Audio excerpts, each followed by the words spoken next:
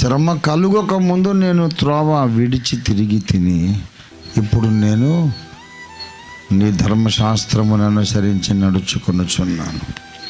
శ్రమలు క్రైస్తవుడికి చేసినంత మేలు ఇంకా ఏది చేయదండి.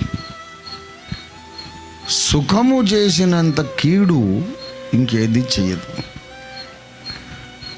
మనం సుఖంగా బ్రతకాలి అంటే ఏ ప్రాబ్లం లేకుండా, ఏ ఇబ్బందులు లేకుండా, నిందలు లేకుండా, హింసలు పోరాటాలు లేకుండా హ్యాపీగా ఉంటే దేవుడు నన్ను ఆశీర్వదించాడండి అనుకుంటున్నారు కొంతమంది. దేవుడు వదిలేశాడు బాబు నిన్ను.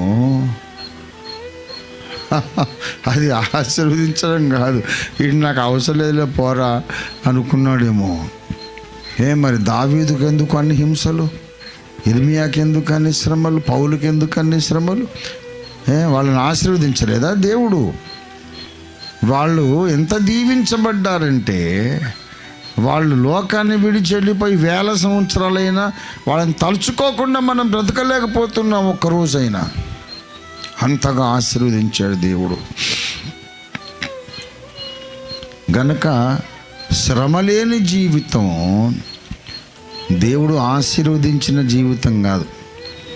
శ్రమలు లేకపోతే గాయాలు ఉండవు, గాయాలు లేకపోతే ఎగరటానికి రెక్కలు ఉండవు.